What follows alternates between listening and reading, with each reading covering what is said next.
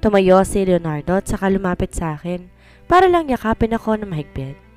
Niyakap niya ako na parang gusto niya akong protektahan sa sakit na nararamdaman ko ngayon.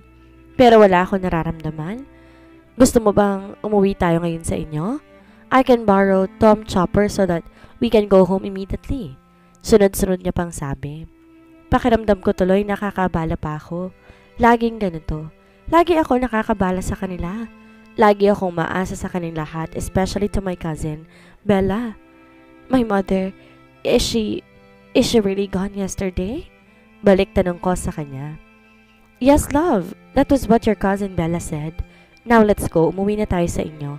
Don't worry, I won't leave you. Kasama mo ako? Kasama mo ako sa lahat. Hindi kita iiwan. Matapos niya sabihin yon, bumuhos ng tuluyan ang pinipigil kong luha. Hindi ko maisip na wala ng mama ko. Hindi ko kayang isipin at lalong hindi kailanman magiging ayos ng para sa akin. I love my mom so much that I almost donated my own heart para lang sa kanya. Na kung kaya ko lang palakasin ang puso niya sa pamamagitan ng puso ko, ginawa ko na. It's my fault. It's my fault. Paulit-ulit kong sigaw habang yakap ako ni Leonardo at pinatatahan. Kasalanan ko naman talaga dahil kung hindi ako umalis noon, kung hindi ako naging sawail na anak at kung sinunod ko lamang sila, baka buhay pa siya. Baka hindi humina ang puso niya. Baka hindi siya nawala at makasama pa namin siya ng mas matagal. Hush, love. Ayokong pawalang bisang iyong damdamin at emosyon lalo na ngayon. Pero isipin mong baby natin. Please calm down. Nandito ako. Tulad ng kanina, paulit-ulit ding nag-echo sa tenga ko ang sinabi niyang iyon. Think about our baby.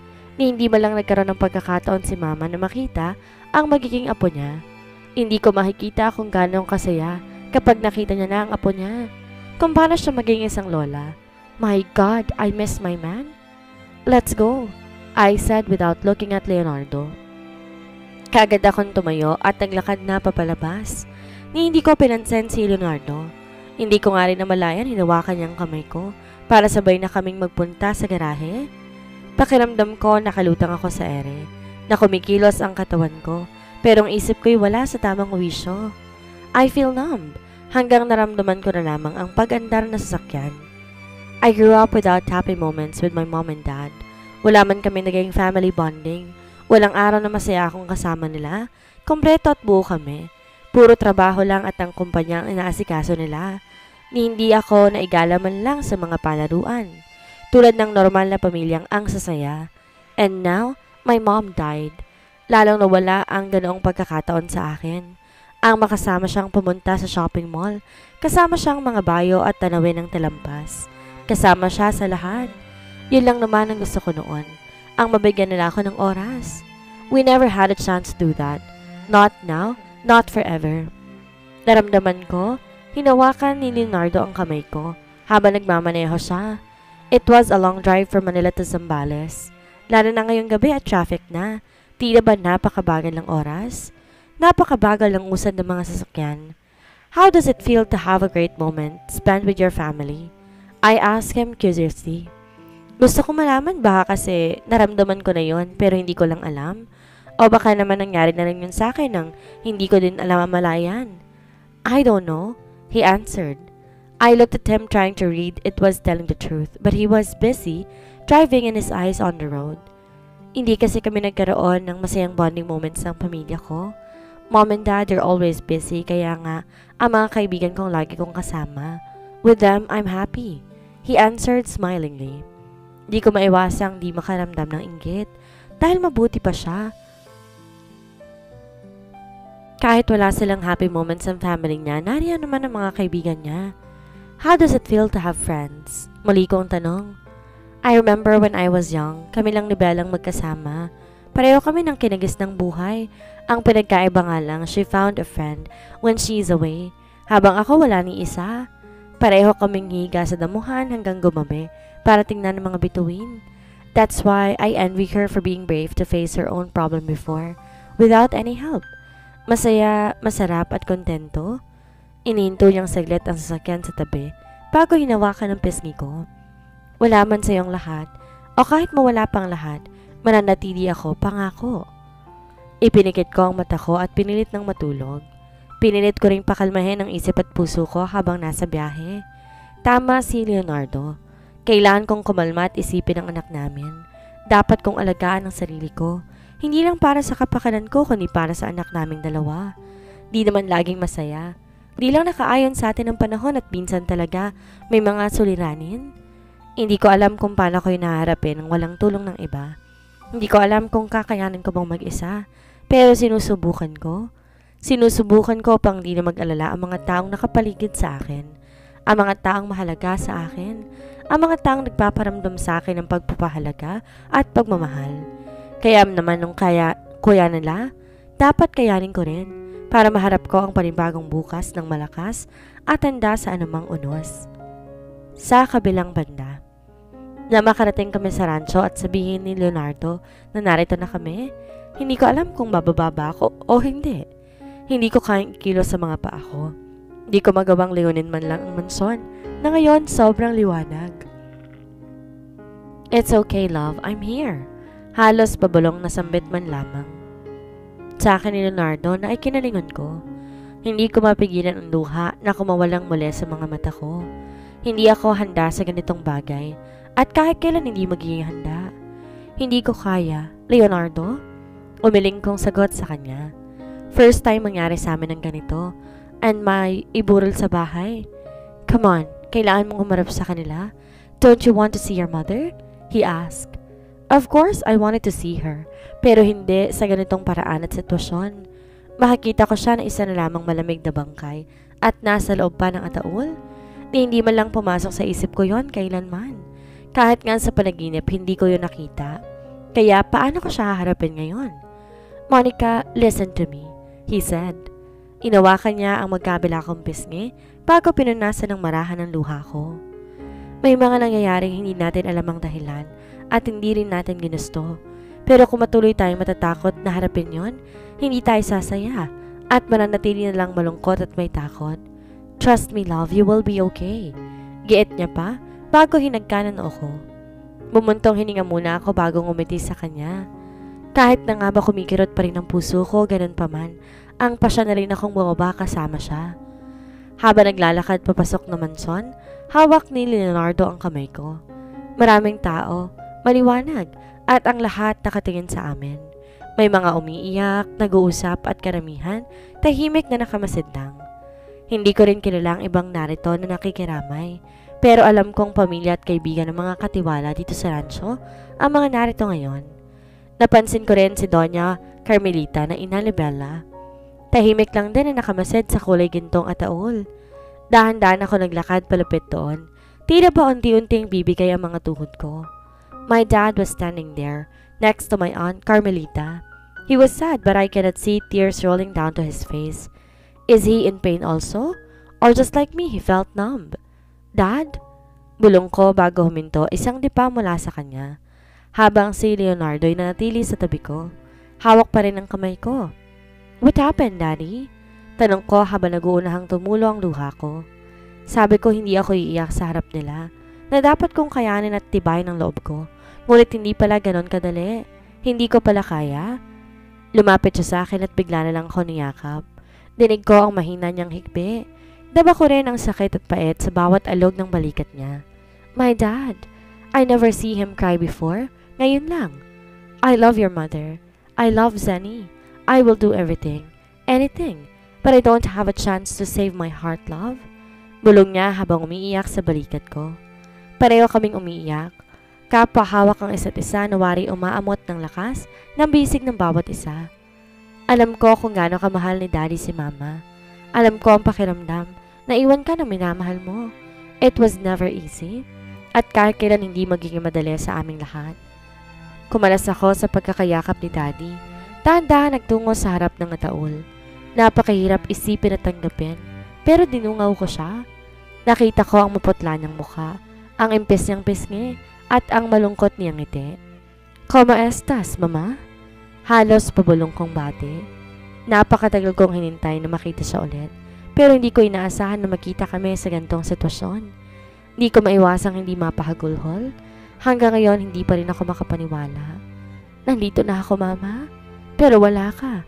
Hindi mo na makikita magiging apo mo. Hindi mo mahahawakan, hindi mo mahahagan, hindi mo ako matuturuan kung paano maging isang mabuting magulang. Sunod-sunod kong sambit. Hindi niya man ako marinig or makita, alam ko na darama niya ang mga nais kong iparating sa kanya. She will always be my number 1 idol and I am her number 1 fan. Magpahinga muna kayo, Monica. Mahabang binyahe ninyo, hindi nakakabuti yan para sa bata. Tumango lang ako kay Daddy, ngunit madali pa rin akong sumunod. Nanatili pa rin ako nakadungaw kay Mama. Nais ko munang pagsawaan ng mga mata ko sa mukha niya. Gusto kong imemorya ang kasulok-sulukan niya. Hindi na kasi kami muling magkikita at ito na ang huli. I love you, Mom. Hindi ko man madalas sabihin yun sa kanya, kahit nasa ama ko, pero mahal na mahal ko sila. Ano man ang nangyari at nagbago, hindi sila nawala sa puso ko. Yung respeto at pagmamahal narito pa rin. Lahat ng turo nila sa buhay ko pa rin. Di man naging maganda ang bonding at memories namin. Bilang isang pamilya, sila pa rin ang may tuturing kong kayamanan ko. Come on, love. Bulong naman ni Leonardo bago ko inakay paakit ng silid ko. I know you're not okay. But I want you to know that it's okay to not be okay. I'm here, love. I love you. Alo niya sa akin. At nang makarating kami sa silid ko, maswerte pa rin ako at narito ko siya. Nakikilala ko siya. At ngayon ngay magiging kabiyak na. Sa lahat ng nangyari ngayon, tanging si Leonardo lang ang nagpapakalma sa akin. Naghahatid ng saya sa kabila ng lungkot at bigati. Niyakap ko siya na mahigpit habang umiiyak pa rin sa balikat niya. Dama ko ang marang haplos niya sa likod ko. Dama ko ang init ng katawan niya na nagpapakalma sa akin. Ngunit sa kabila noon nakakaramdam ako ng hilo, pangihina at panakit ng tiyan. Hindi ko alam kung ano bang dapat kong unahin pagtuunan ng pansin. Ngunit ang lahat sa akin, ngayon ay tuluyang makakaalis sa bisig niya. Masakit. I feel dizzy, love. I want to sleep. Bulong ko bago dahan-dahan kumalas sa kanya. Napakatinding pananakit ng tiyan ang nadama ko bago pa ako makaalis sa kanya. Masakit, Leonardo. Masakit. Halos pasigaw kong sambit. I know, love, but it's not your... What I mean is, masakit ang tiyan ko. Oh God, ang sakit-sakit. Ganun na lamang ang gulat ko nang bigla niya akong buhatin at nagmamadaling bumaba. What the... My God, Monica, you're bleeding. Hold on. Tarantang sabi niya. Pero wala daw ng atensyon ko, kundi sa kaalamang dinudugo ako. What's happening? My baby! Sa pinaghalong sakit at pag-iisip, nawala na ako sa tamang huwisyo, hanggang sa mawalan ako ng malay. Leonardo's POV. Na makita ko ang pulang likido sa binti ni Monica, isa lamang ang pumasok sa isipan ko. Ang anak ko! Hindi pwedeng mawala ang anak ko. Peste! What the... Move! Tumabi kayo! Malakas kong sigaw sa mga nakikiramay na nasa daan. Hindi birong kargahin si Monica dahil may kabigatan na siya ngayon. Pero kahit gaano pa siya kabigat, kailangan ko pa rin siyang madala sa ospital. Hey, what happened? Kuryosong tanong sa akin ng ama. Si Don Juan. Monica's bleeding, sir. Our baby is in danger. Tarantang sagot ko at iniwan na siya. Wala na akong pakialam sa kanilang lahat.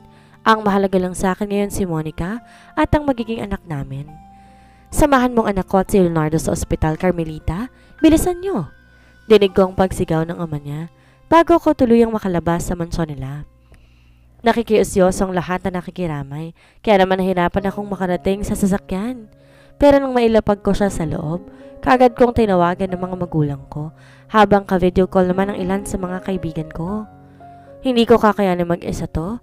Kaya naman kailangan ko ng tulong nila. Anong nangyari? How's the baby? And how about Monica? Is she okay? Anong sabi ng doktor? Sunod-sunod pang tanong sa akin. Nang tawagan ko ang mga magulang ko at mga kaibigan, ginamit ng ilan sa kanila ang chopper ni Tom. Nag-uusap na rin si Mama at ang ina ni Bella na si Doña Carmelita patungkol sa nangyari sa ina ni Monica habang si Chad tahimik na nakatayo sa gilid. Simula sa bahay hanggang makarating kami, di siya tumigil kakaiyak. Sabi ng doktor, stress daw. Mababa rin daw ang kapit ng bata. Kailangan niya mag-bedrest sa loob ng 1 buwan. Hinaplos ko ang pisngi ni Monica na ngayon natutulog pa rin. Mabutit na itakbo ko siya kagad sa ospital dahil kung hindi, baka nawala ng anak namin. Baka mapahamak din si Monica. Hindi ko kakayanin kapag nagkataon. Hindi ko kakayanin kahit sino man sa kanila ang mapahamak. Paanong kasal nyo? Maya-maya itanong ni Bella. Dahil sa mga nangyayari ngayon, mas mabuti sigurong ipagpariba na lamang muna namin ang kasal. Pwede naman sigurong malate kahit mga 4 na buwan. Di pa naman siguro halata ang siya ni Monica noon. Pwede naman kayo siguro magpakasal 1 month after libing si Tita Zenny. Giit pa ni Bella. Maari naman yon. Ang hindi ko lang alam kung papayag si Monica. I don't know.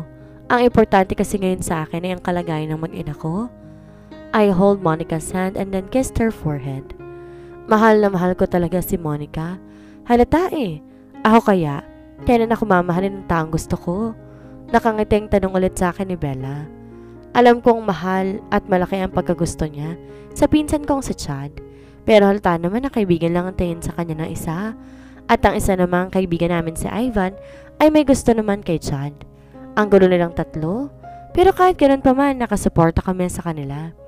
Iba ang pakiramdam ng mahal mo sa gusto mo. Kapag mahal mo kasi, handa kang gawin ang lahat. Labag man sa loob mo, gagawin mo. Minsan nga magagawa ka pa ng kasalanan nang dahil lang sa pagmamahal mo sa kanya. Habang ang gusto mo naman, pwedeng mawala. Pwedeng mapalitan. Pwedeng magbago. Walang kasiguraduhan. Mahaba ang sagot ko naman sa kanya. Wala akong karapatan na panghimasukan silang tatlo.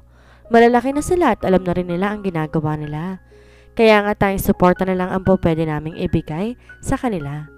Thank you, Leonardo. Salamat sa pagmamahal mo sa pinsan ko. Balang araw mawawala ako. Mawawala sa tabi niya.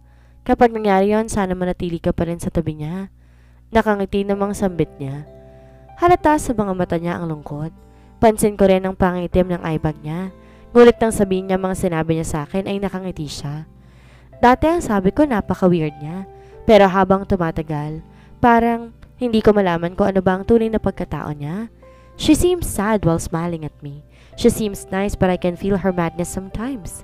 She can do everything pero hindi mababakas sa mukha at katawan niya na kaya niyang gawin ang lahat.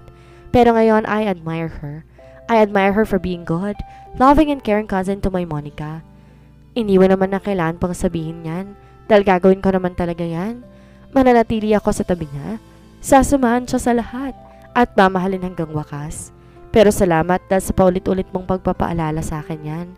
Sana'y lagi kang narito kasama namin upang ipaalala sa akin sakali mong makalimutan ko. I answered.